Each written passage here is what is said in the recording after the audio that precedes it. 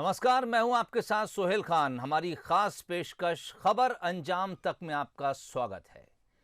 Police के record में भले ही किसी शहर में यातायात की व्यवस्था माकूल हो, लेकिन जमीनी हकीकत में ऐसा होता नहीं है।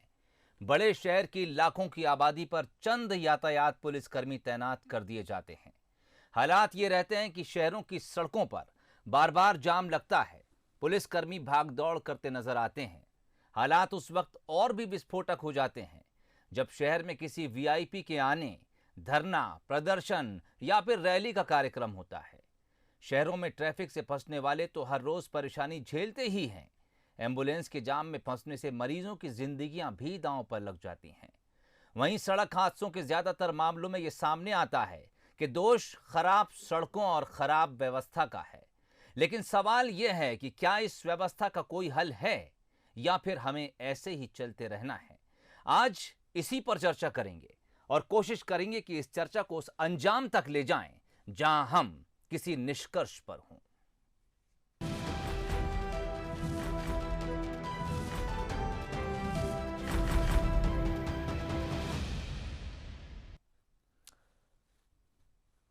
आज जब हम अपने घर से ऑफिस के लिए निकलते हैं या फिर घर से कहीं बाहर जाने के बारे में सोचते हैं, तो मन में सबसे पहला ख्याल सड़क पर बढ़ते ट्रैफिक को लेकर आता है। देश समेत दुनिया भर के शहरों में ट्रैफिक एक बड़ी समस्या बनता जा रहा है। ट्रैफिक के मामले में मध्य प्रदेश के शहर बड़े शहरों को पीछे छोड़ते नजर आ रहे हैं। उनमें से एक है इंदौर। सबसे क्लीन सिटी के डर्टी ट्रैफिक पर देखिए ये शुरुआती रिपोर्ट। 4 बार स्वच्छता के ताज से नवाजा जा चुका इंदौर अब हादसों का शहर बनता जा रहा है। यहाँ सड़क हादसे अब आम हो चले हैं। कुछ दिन पहले का ये वीडियो भी इंदौर की बदहाल ट्रैफिक व्यवस्था की बानगी है, जहाँ चंद सेकंड के फासलों में आर्किटेक्ट की जान चली गई। कार और स्कूटी की टक्कर के बाद शुरू हुआ मामूली विवाद आर्किटेक्ट की जान पर भारी पड़ गया। हादसे के बाद से ही शहर की ट्रैफिक व्यवस्था फिर सवालों के घेरे में आ गई है। दरअसल देश में इंदौर का नाम उस लिस्ट में शुमार है जहां की ट्रैफिक व्यवस्था बदतर है। यहां सड़क दुर्घटनाओं में हर साल 70% युवा अपनी जान गंवा रहे हैं। 2 साल पहले नगर निगम ने सुरक्षित इंदौर के लिए योजना बनाई थी, लेकिन उस पर ठीक से काम नहीं हो सका। शहर 260 वर्ग किलोमीटर क्षेत्र में फैला हुआ है, लेकिन ट्रैफिक जवान राजबाड़ा, पलासिया, विजयनगर जैसे इलाकों के चौराहों पर ही नजर आते हैं। कई नए चौराहों पर ट्रैफिक का दबाव बढ़ गया है, लेकिन यहाँ यातायात संभालने कहीं भी पुलिस नजर नहीं आती। जो आजकल का हमारा युवा वर्ग है वो इतनी जल्दबाजी में रहता है, उसके पास समय नहीं है। वो 30 सेकंड या 1 मिनट भी नहीं रुकना नहीं चाहता है। तो आए दिन जो चीज़ें सामने आ रही हैं, जैसे अभी इंदौर में जो घटना हुई है, तो उसमें यही है कि अगर 1 मिनट के लिए वो दोनों व्यक्ति अगर संयम रखते तो शायद हम उस घटना को टाल पाते और उस परिवार को इतना बड़ा जो नुकसान हुआ है उससे हम बचा पाते।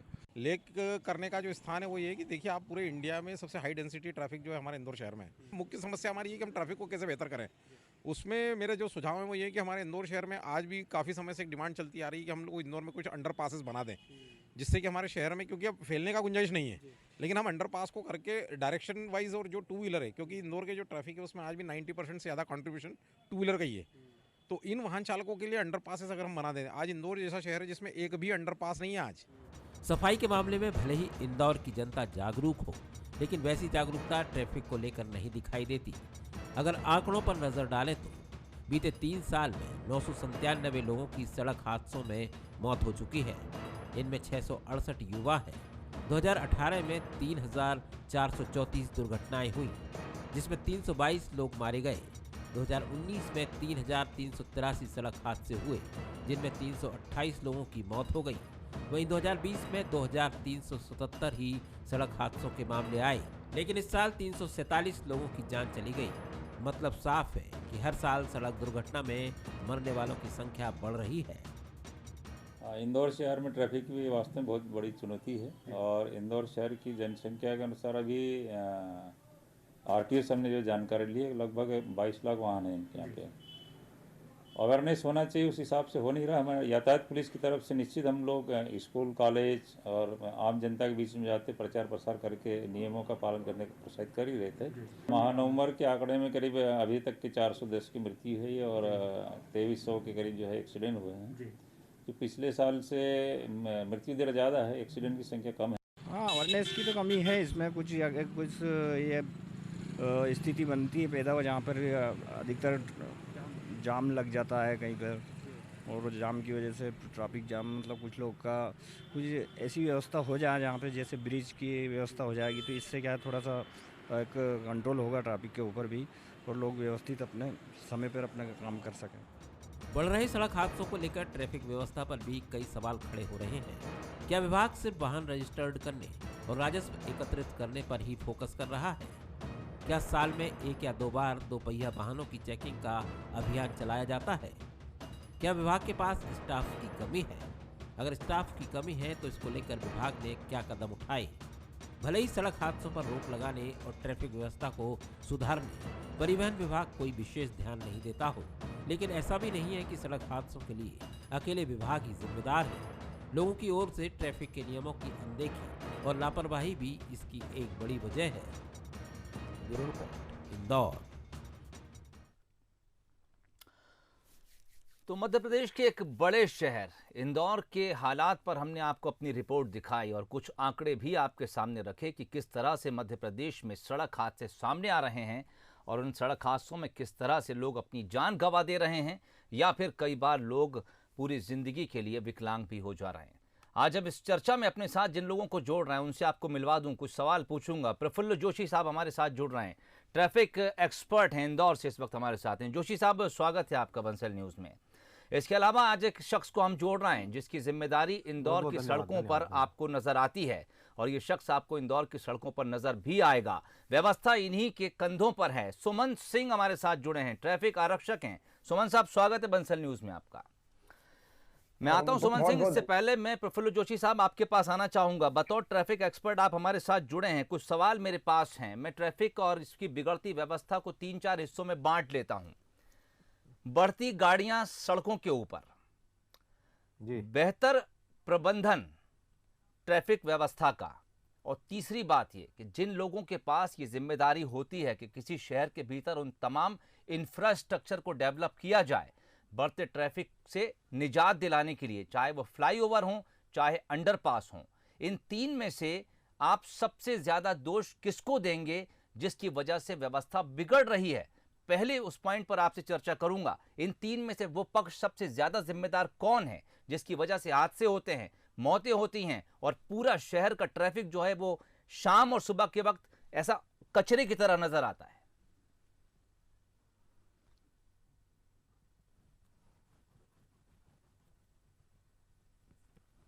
देखिए, आपने जो मुझसे प्रश्न कहा है जी, आपने अपने प्रश्न को 4 भागों में बांटा है, तो मैं उसमें आपने जो मुझसे कहा है कि इसमें सबसे ज्यादा जिम्मेदार कौन है इन यातायात व्यवस्था को बिगाड़ने वाला, ठीक जी, तो मेरा इसमें आपको एक जवाब है कि हम किसी कार्यक्रम को करते हैं और उस कार्यक्रम की व्यवस्था तब बिगड़ती है जब वो लोग आ जाते हैं जो उसके लिए एलिजिबल नहीं थे या जो इनवाइटेड नहीं थे, ठीक, उसके कारण वो व्यवस्था बिगड़ जाती है।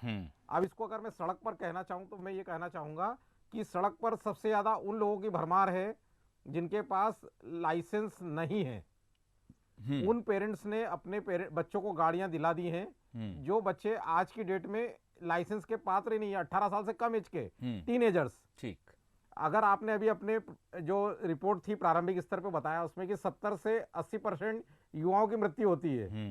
मैं आपको उसमें एक आंकड़ा और जोड़ने के लिए बताना चाहूंगा कि मैं चूंकि शहर में ही बड़ा हुआ हूं जी, मैंने आज तक किसी भी ऐसे टीनेजर की डेथ का नाम नहीं सुना जिसके पास लाइसेंस था और उसकी सड़क हादसे से मृत्यु हुई हो। ये आपने चौंकाने वाली बात रखी है। ये सबसे बड़ा डेंजरस पॉइंट। और ऐसे लोग जो, चूंकि मैंने पीएचडी भी ट्रैफिक इंजीनियरिंग में किया है जी, और ट्रैफिक एजुकेशन में किया है जी, और इस तरह से लोग जो फिर अब मान लीजिए उनके पास लाइसेंस तो नहीं है, आपको ये चीज अपने ये लोग शौक में अगर गाड़ियां चलाते हैं, ना सिर्फ वो खुद की जिंदगी पर भारी पड़ जाता है लेकिन तेज रफ्तार की वजह से ये लोग दूसरों की जिंदगियों से भी खेल जाते हैं। जी जी जोशी साहब, ये उसकी परिणति है। ये उसकी परिणति है कि आपको एक तो पात्रता नहीं थी सड़क पर आने की जी, बावजूद उसके आपके पेरेंट्स के पास पैसा था, उन्होंने आपके मतलब जिद में बच्चों की गाड़ियां दिलवा दी। अब वो बच्चा क्या करता है, न्यूसेंस करता है। बच्चा एक यंग एज होती है जिसमें आदमी हॉन्ग ड्राइविंग करेगा, रेस ड्राइविंग करेगा जी। तो ये हमारे सामने परिणति है उनकी कि आज देखिए अब हमारे बच्चे, हम पढ़ते हैं स्कूल में, 10th का बच्चा रोड एक्सीडेंट मर गया, 12th का बच्चा रोड एक्सीडेंट मर गया, जबकि हम जब फर्स्ट ईयर में कॉलेज में जाते हैं तब हम लाइसेंस पाने के पात्र होते हैं। चलिए, आपने पहली वजह बड़ी ये बताई कि दरअसल जो सड़क हादसे ज्यादातर सामने आ रहे हैं वो किसकी वजह से सामने आ रहे हैं और उसमें पीड़ित कौन है। मैं जो बाकी इसके पक्ष थे उस पर भी आपसे चर्चा करूंगा, दोबारा लौटूंगा। सुमन सिंह के पास चलते हैं। सुमन साहब वो शख्स हैं जो इंदौर की सड़कों पर लोगों को अक्सर नजर आते होंगे, और अगर इस वक्त इंदौर से हमारे साथ दर्शक जुड़े हैं, देख रहे हैं, तो हो सकता है उन्होंने कभी सुमन सिंह साहब को सड़कों पर देखा भी हो। सुमन साहब, मैं चाहूंगा बड़ी ईमानदारी से अपनी बात रखें। बतौर आरक्षक जब आप अपनी ड्यूटी पर मौजूद होते हैं, किसी सड़क पर, किसी चौराहे पर, किसी बस्ती के भीतर, सबसे ज्यादा आपको समस्या क्या आती है? गाड़ियां बहुत ज्यादा हैं इसलिए ट्रैफिक व्यवस्था आपसे नहीं संभल पाती, लोग लापरवाह हैं इसलिए आपसे व्यवस्था नहीं संभल पाती, या फिर आपको लगता है कि इंफ्रास्ट्रक्चर इतना कमजोर है, हम अच्छी सड़कें लोगों को नहीं दे पा रहे, हम अच्छे फ्लाईओवर नहीं दे पा रहे, हम अच्छे अंडरपास नहीं दे पा रहे, तो भीड़ सिमट कर एक जगह पर आ रही है और अव्यवस्थाएं बनती चली जा रही हैं, बिगड़ती चली जा रही हैं। सबसे पहले मेरी एक कविता है, मैं उसकी 2 पंक्तियों से शुरुआत करता हूं। बिल्कुल। कि कैसे कह दूं मैं दोस्तों ये साल बहुत अच्छा गया, कैसे कह दूं मैं दोस्तों ये साल बहुत अच्छा गया, मेरे देश की लाखों जिंदगी को इन सड़क दुर्घटनाओं ने निगल लिया, मेरे देश की लाखों जिंदगियों को इन सड़क दुर्घटनाओं ने निगल लिया। दुर्घटनाओं में कमी नहीं अब दिन दिन बढ़ती जाती है, अखबार न्यूज सोशल मीडिया पर जिंदगी ब्रेकिंग न्यूज बन जाती है। तो सबसे पहले तो मैं बंसल न्यूज के जो भी दर्शक हैं उनसे यही निवेदन करना चाहता हूं कि आपकी जिंदगी ब्रेकिंग न्यूज ना बने, इसके लिए आप यातायात नियमों का पालन करें। मैं बिना किसी विभाग को दोषारोपण दिए हुए मैं यह कहना चाहूंगा कि सबकी सहभागिता से ही यातायात दुरुस्त होगा। यदि ट्रैफिक मैनेजमेंट का यदि बात होती है तो सीधा ध्यान ट्रैफिक पुलिस की तरफ ही जाता है, क्योंकि वो दिखती है पब्लिक की नजर में, पहली नजर में वो दिखती है, तो उन्हें लगता है कि ये कमी इनकी है। जबकि अगर बात करें हम ट्रैफिक इंफ्रास्ट्रक्चर की, तो ये 3E बेस है, इंजीनियरिंग, इन्फोर्समेंट, एजुकेशन, उसके बाद में इमरजेंसी। यदि 70% हिस्सा इंजीनियरिंग का होता है, यदि बेहतर इंजीनियरिंग है, हाईवे आपने अच्छा बेहतर बनाया है, रोड पर गड्ढे नहीं है, रोड मार्किंग है, जेब्रा क्रॉसिंग है। अगर इंदौर जैसे शहर की मैं बात करूं, पुराना बसा हुआ शहर है, सबसे पहले यहाँ पर इतनी व्हीकल नहीं हुआ करती थी, लेकिन आज गाड़ियों की लंबाई बड़ी है, वाहन बड़े हैं। जिस तरह से लोग ने इस विकसित शहर में आना शुरू करा, उन्होंने 2 व्हीलर से 4 व्हीलर खरीदा, और इसके साथ साथ यहाँ पर सिर्फ ओवरब्रिज की जरूरत नहीं है, यहाँ पर फ्लाईओवर चाहिए। करीब 4 से 5 किलोमीटर तक का जो सफर है वो फ्लाईओवर से होना चाहिए, ताकि जो अंदर का जो ट्रैफिक है शहर के अंदर का, वो बाहर आसानी से आ सके। इसके लिए फ्लाईओवर की खास जरूरत है। मैं जिस चौराहे पर काम करता हूँ, एलआईजी चौराहा, वहां पर प्रति घंटा 15,000 वाहन का निकलना होता है पीक आवर्स में। तो और नियम के मुताबिक जहां 10,000 से ज्यादा वाहन होते हैं वहां पर फ्लाईओवर बनना बहुत जरूरी है। अब बात, ये तो सिर्फ जाम की बात है। इंदौर में जाम उसे मानते हैं कि यदि एक सिग्नल पे किसी को 2 से या 3 बार अगर रुकना पड़ गया तो वो ये बोलता है कि जाम हो गया, जबकि वो एक पीक आवर, एक ऐसा समय है, चाहे हम दिल्ली की बात करें, चाहे हम मुंबई की, या कहीं भी ट्रैफिक ज्यादा होता है और वहां पब्लिक में एक पेशन है, मतलब एक शांत है कि एक बार नहीं तो 2 बार में निकलेंगे। और उसके लिए खास चीज ये है कि वो घर से निकलते हैं तो अनुशासित होकर निकलते हैं, यानी टाइम का मैनेजमेंट करके। हमारे यहाँ पर जो टाइम का मैनेज सड़कों पर आके करते हैं काफी सारे। मैं जब यूथ को देखता हूँ कि वो सिग्नल सिर्फ इसलिए तोड़ते हैं कि उनको उसमें मजा आता है, इंजॉयमेंट आता है कि ट्रैफिक पुलिस वाला देखेगा और मैं सिग्नल तोड़ूंगा तो लोग खुश होंगे।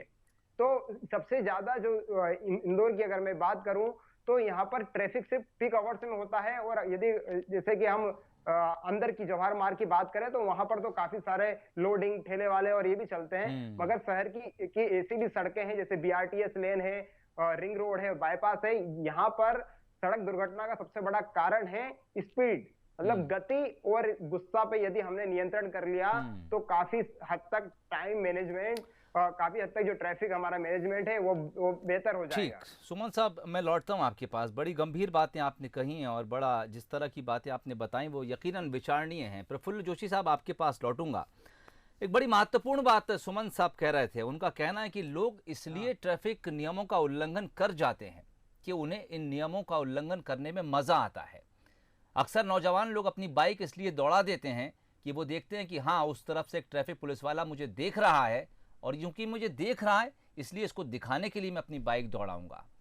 खैर ये गंभीर बात है और लोगों में जागरूकता की कमी है। और जैसा कि आप शुरुआत में कह रहे थे कि ज़्यादातर बच्चे इस तरह की हरकतें सड़कों पर कर रहे हैं, तो जिम्मेदारी हालांकि समाज की बनती है लेकिन उनके माँ बाप की ज़्यादा बनती है। एक तो गाड़ी उनके हाथ में दी, दूसरी बात है कि उनको जागरूक नहीं किया कि गाड़ी किस तरह चलाना है। मैं आपसे इंफ्रास्ट्रक्चर, जो दूसरा पॉइंट आपसे लिया था, उस पर बात करना चाहूँगा। 73 साल हो गए हमें आज़ादी के बाद से। आपको क्या लगता है बड़े शहरों में समस्याएं बढ़ती जा रही हैं, इसका कोई हल निकलेगा या नहीं निकलेगा?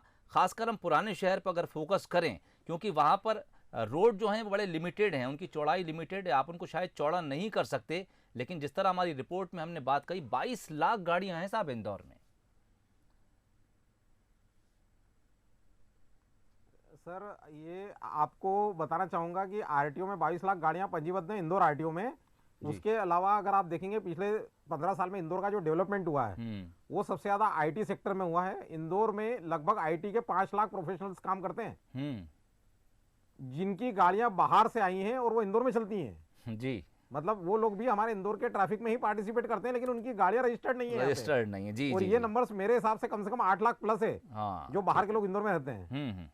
तो लगभग ये 30 लाख की गाड़ियों के करीब हम प्रेशर संभाल रहे हैं शहर में। फिर समस्या और गंभीर हो जाती है। आपने जैसा बताया कि जो ट्रैफिक इंजीनियरिंग की जो हाँ बिल्कुल गंभीर है ना, बिल्कुल गंभीर है। बोलिए। मेरा इसमें आपने जो प्रश्न पूछा था कि इसमें जो इंफ्रास्ट्रक्चर से जुड़ी हुई एजेंसियां कितनी जिम्मेदार है, तो मेरा इसमें कहना है कि जो शहर का जो पुरानी बसावट है वो एक आदिकाल की बनी हुई है, आजादी के पहले की। लेकिन आज की डेट में हमारे शासन ने जो काफी प्रयास किए भी हैं कि जैसे शहरों में पहले बीच में मंडियां हुआ करती थी सब्जियों की, अब सब्जी मंडी में हजारों गाड़ियां आती है रोजाना और हजारों जाती भी हैं। इनकी बसावट होना चाहिए शहर के 4 कॉर्नरों पे जहां से सब्जी की आपूर्ति की जा सके। लोहा एक अपने आप में बहुत बड़ा बिजनेस होता है, लोहे की बहुत गाड़ियां आती है प्रतिदिन, रेती की बहुत बड़ी गाड़ियां आती है, लेकिन ये सब गाड़ियां शहर के अंदर आ जाती हैं। इनके लिए बराबर एक मंडियां और इनके लिए बाईपास से ही भारी वाहनों का आना जाना होना चाहिए, ठीक, ताकि ये वाहन शहर में प्रवेश ना करें या इनसे जुड़े हुए वाहन शहर में प्रवेश ना करें। या फिर जो कपड़ों का हब आज भी इंदौर का सेंटर पॉइंट ही बना हुआ है, जिसके कारण इंदौर को सबसे ज्यादा लोड संभालना पड़ता है। कपड़ा उद्योग एमटीएच मार्केट जो इंदौर का सबसे बड़ा है, उस पे सबसे ज्यादा कपड़े का व्यापार होता है। अब वो दिन भर चालू रहता है और उसी टाइम लोडिंग ऑटोज शहर के अंदर आते हैं और शहर से बाहर ट्रांसपोर्ट तक जाते हैं। इसका कोई हल 10 से 15 हजार ऑटो का प्रेशर शहर के भीतर कोई हल जोशी साहब देखते हैं आपके, या फिर नहीं हो पाएगा और आने वाले समय में जो पीढ़ियां आएंगी उनको और ज्यादा ये दिक्कतों को भुगतना होगा? उसी का मैं जवाब दे रहा हूं कि इसके लिए शासन स्तर पे प्रयास भी हुआ। इंदौर के आउटर एरिया में रेडीमेड कॉम्प्लेक्स बनाए गए 4 जी। अब उसमें क्या है, शासन को थोड़ा सा चाहिए कि जो दुकानदार पहले से जमे हुए शीतला माता बाजार में और क्लाथ मार्केट में, उनको ऑलरेडी बहुत कम दरों पर वहां पर जगह दी गई है कि आप अपने सेटअप को यहां लगाइए आधुनिक स्तर पे, लेकिन ये लोग यहां से वहां शिफ्ट नहीं हो रहे हैं। ठीक, तो इंफ्रास्ट्रक्चर की कमी तो है ही, लेकिन साथ ही आपने ये कहा कि शिफ्ट हो जाए तो 15,000 ऑटो का लोड ही डाइवर्ट हो जाएगा।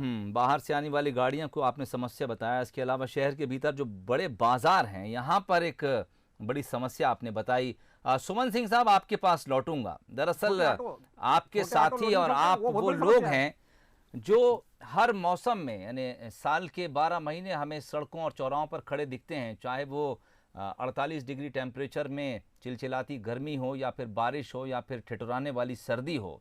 लेकिन दरअसल जब कोई हादसा होता है सड़क के ऊपर या सड़क किनारे, तो सीधा इल्ज़ाम फिर ट्रैफिक पुलिस पर आता है, और अगर आप सख्ती करें, किसी पर चालान बनाएं, तो फिर एक आरोप आप पर यह भी लगता है कि ट्रैफिक पुलिस साइड में खड़ी हो जाती है और बस पर्चियां काटती है लोगों की।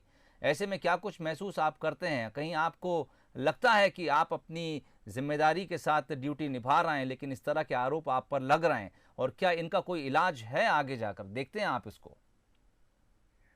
देखिए, विषम परिस्थिति में काम करना एक जवान का काम होता है, और इसलिए हमें वर्दी दी है कि चाहे धूप हो या फिर ठंड हो, आपको बारिश हो, आपको पब्लिक के लिए काम करना है, और हम इसके लिए काम करते भी हैं। लेकिन दुख और चिंता का विषय तब बन जाता है कि जब हम जिन लोगों के लिए काम कर रहे हैं और उन्हें लगता है कि यार ये हमें क्यों रोक रहे हैं, ये हमें क्यों टोक रहे हैं। कुछ लोगों की मानसिकता है कि वाहन हमारा है, हम चाहे जैसे चलाएं। मतलब ये वजह है कि इंदौर जो शहर है उसमें जो आसपास के जो ग्रामीण एरिया के काफी लोग रोजगार करने आते हैं और वापस जाते हैं। तो वो लोग काफी मतलब इन चीजों से जागरूक नहीं है, सड़क जो भी नियम है उनसे जागरूक नहीं है। तो जरूरी है कि हमें जागरूकता गांवों तक जाके फैलानी है, और इसलिए हमने अधिकारियों से बात करके एक प्लान बनाया है कि ये कोरोना काल का समय चल रहा है, लेकिन इसके बाद में हम ग्रामीण एरिया में जाके लोगों को जागरूक करें, क्योंकि रात दिन बाईपास में जो मौत की जो वजह बनती है वो वजह बनती है तेज गति। और काफी सारे जो गांव हैं जो बाईपास से सटे हुए होते हैं, और जब वो निकलते हैं तो अचानक इस तरह से निकलते हैं कि गंभीर दुर्घटनाओं में मौत का कारण बनती है। अगर शहर की बात करें तो शहर में तो सिर्फ जाम ही हो सकता है, लेकिन मौत का कारण होता है बाईपास और ये वाले जो एरिया होते हैं। तो कई बार जब हम लोगों को बोलते हैं तो एक अभी आपने बात करी थी कि जागरूकता की कमी है, लेकिन देखा जाता है कि जो जागरूक लोग हैं वो सबसे ज्यादा गलती करते हैं। क्योंकि एक कार चालक यदि वो कार चला रहा है तो मतलब उसे लाइसेंस मिला है और वो एक एजुकेटेड पर्सन है, लेकिन वो सीट बेल्ट नहीं लगा रहा है। इसका मतलब ये है कि उसे कार चलाना आता है। लेकिन आज की बात में बताऊं, आज टोल नाकों पे हमने अवेयरनेस प्रोग्राम करा, कितने ही लोगों को सीट बेल्ट लगाना नहीं आता है। आदमी को बाइक चलाना आता है, लेकिन हेलमेट प्रॉपर किस तरह से लगाते हैं ये उसे नहीं पता है। आदमी को वाहन चला रहा है, लेकिन स्टॉप लाइन कहाँ है, जेब्रा क्रॉसिंग कहाँ है, ये जानकारी उसे बिल्कुल भी नहीं है। तो हम ये नहीं बोल सकते कि जो एजुकेटेड पर्सन है वो नियम को फॉलो करते हैं, जो अनएजुकेटेड है वो नियम को अनफॉलो करते हैं। मैक्सिमम जो पढ़े लिखे हैं वो लोग पुलिस से बहस भी वही करेंगे, फोन पर बात भी वही कराएंगे, और बाद में यदि उनका नुकसान भी हो जाएगा तो जो रोड रेंज की हम जो बात करते हैं कि जो ठीक सुमन साहब, जी बहुत बहुत आपने महत्वपूर्ण बात कही है। प्रफुल्ल जोशी साहब, मेरे पास समय कम है, 1 मिनट के भीतर मैं चाहूंगा आप अपनी बात रखें। कई बार ऐसा होता है डेंजर पॉइंट्स चुने जाते हैं सड़कों के ऊपर, जहां पर बहुत ज्यादा एक्सीडेंट्स होते हैं, जाने जाती हैं, दुर्घटनाएं होती हैं, लेकिन हम कार्रवाई होते नहीं देखते। हम कभी नहीं देखते कि रोड का स्ट्रक्चर चेंज किया गया हो, उसे किसी एंगल पर झुकाया गया हो, उठाया गया हो। तो रिपोर्ट्स बनती है, फाइलों में चली जाती है शायद बस। नहीं, इसके बारे में आपको बताना चाहूंगा कि सुप्रीम कोर्ट की एक स्पेशल गाइडलाइन है इसके लिए। जी। पिछले 1 साल से इंदौर शहर में जो लास्ट ईयर गवर्नमेंट की रिपोर्ट थी उसके हिसाब से जो 12 डेंजर पॉइंट थे या जिनको ब्लैक स्पॉट बोलते हैं जी, वो ब्लैक स्पॉट ऑलमोस्ट खत्म कर दिए गए हैं। अच्छा। और उसके बाद अभी पीटीआरआई जो भोपाल में ट्रैफिक की सुप्रीम कोर्ट की कमेटी का बोर्ड बना है, वहां से प्रतिदिन मॉनिटरिंग हो रही है। एक दिन पहले जो दुर्घटना है उसकी अगले दिन रिपोर्ट जाती है, और उसमें क्या एजेंसियों ने काम किया, वो एनएचआई हो, चाहे एमपीआरडीसी हो, चाहे नगर निगम हो, चाहे पीडब्ल्यूडी हो, उनको तत्काल उस पर एक्शन लेना है। तो अब ये प्रयास तो काफी गंभीरता से हो रहे हैं अभी। इसके बारे में तो मैं कहना चाहूंगा काफी गंभीर हो गए इस मामले में। चलिए, और शायद पूरी रिपोर्ट बन जाती है इसकी। जी, और शायद इस गंभीरता को हमें और बढ़ाना होगा, और इसके अलावा हर चीज के लिए शायद हमें सरकारी एजेंसियों की तरफ मुंह नहीं ताकना होगा। सुमन साहब हमारे साथ जुड़े थे, उन्होंने वो तमाम दिक्कतें बताई जो उनको सड़क पर आती हैं। बहुत महत्वपूर्ण बात उन्होंने कही कि दरअसल हम हर बार ये कह देते हैं कि जागरूकता की कमी है, लेकिन सुमन साहब ने ये बात कहा कि जो शख्स कार चला रहा है, जो बाइक चला रहा है, आईटी सेक्टर में काम कर रहा है, हम ये कैसे मान लें कि जब वो इतना हाईली क्वालिफाइड है तो उसको छोटी छोटी बेसिक चीज़ें पता नहीं होंगी। उसको ये नहीं पता कि रेड लाइट पर रुकना है और ग्रीन होने पर आगे बढ़ना है। उसको ये नहीं पता कि ज़ेब्रा क्रॉसिंग। बात में जोड़ना चाहूंगा, समय कम है जी। हाँ, मैं एक छोटी सी बात बोलना चाहूंगा कि हमारे देश के अगर पूरे सड़क हादसों को स्टडी कर लें आप, शायद ही कोई रेयर इंटू रेयरेस्ट केस होगा कि कोई अनपढ़ आदमी की डेथ हुई हो आज तक। जो पढ़ा लिखा आदमी है उसकी जो पढ़ाई है वो उसको रिएक्शन कर रही है। हम ये सोचते हैं पढ़ा लिखा आदमी एक देश का जिम्मेदार होगा, लेकिन वो सड़क पर गैर जिम्मेदाराना हरकत करके गैर जिम्मेदाराना ठीक हरकत तो फिर करता इस है, चर्चा को हम उसका इस परिणाम अंजाम हमारे पर सामने लाकर बढ़ती हुई सड़क खत्म दुर्घटना करते है। हैं जी, इस चर्चा को हम इस अंजाम पर लाकर खत्म करते हैं कि दरअसल लापरवाही एक बड़ा फैक्टर है जो इस पूरे हादसों के पीछे है। अगर रोड सक्रिय है तो हम बस, उस पर बस, धीरे बस, निकल बस, सकते बस। हैं। अगर आप जल्दी में हैं लेकिन रेड लाइट है तो आप रुक सकते हैं, आपके पास अनुशासित एक्सक्यूज रहिए। है। आप दूसरों की जिंदगियों से इस तरह नहीं खेल सकते हैं। आप रेड लाइट क्रॉस नहीं कर सकते। जेब्रा क्रॉसिंग बनाई गई है पैदल चलने वालों के लिए ताकि वो रोड क्रॉस कर सकें। आप जेब्रा क्रॉसिंग पर गाड़ी खड़ी मत कीजिए। आपकी दुहाई नहीं दे सकते कि जागरूकता की कमी है, हमें ट्रैफिक रूल्स नहीं पढ़ाए गए। ये बेसिक चीज है। जब आप लाइसेंस लेने जाते हैं उस वक्त आपको तमाम सिग्नल्स और ट्रैफिक रूल्स रटाए जाते हैं, आपसे एग्जाम भी होता है। लेकिन वो बात दूसरी है कि अगर आपने टेबल के नीचे से कुछ देकर लेकर अपना लाइसेंस बनवाया है, और जैसा कि सुमन सिंह कह रहे थे कि बिना लाइसेंस वाले सबसे ज्यादा दुर्घटनाओं के जिम्मेदार होते हैं। तो हमें इस लापरवाही को रोकना है, इससे बचना है। हर शख्स की जिम्मेदारी है कि जब वो सड़क पर निकले तो खुद को सुरक्षित रखे और अपनी गलती से किसी और की जान जोखिम में न डाले। प्रफुल्ल जोशी साहब, बंसल न्यूज से बातचीत के लिए, इस चर्चा में शामिल होने के लिए आपका बहुत बहुत शुक्रिया। सुमन सिंह साहब, आपका भी बहुत बहुत शुक्रिया हमसे जुड़ने के लिए, इस चर्चा में हिस्सा लेने के लिए। तो आज इस बात पर हम अपनी इस चर्चा को खत्म करते हैं कि जिम्मेदारी सड़क पर चलने वाले हर शख्स की है, चाहे वो पैदल चल रहा है, बाइक पर चल रहा है, 4 व्हीलर पर चल रहा है या फिर 16 पहियों के ट्राले को लेकर चल रहा है। सुरक्षित रहिए, दूसरों को भी सुरक्षित रखिए। इजाजत दीजिए, नमस्कार।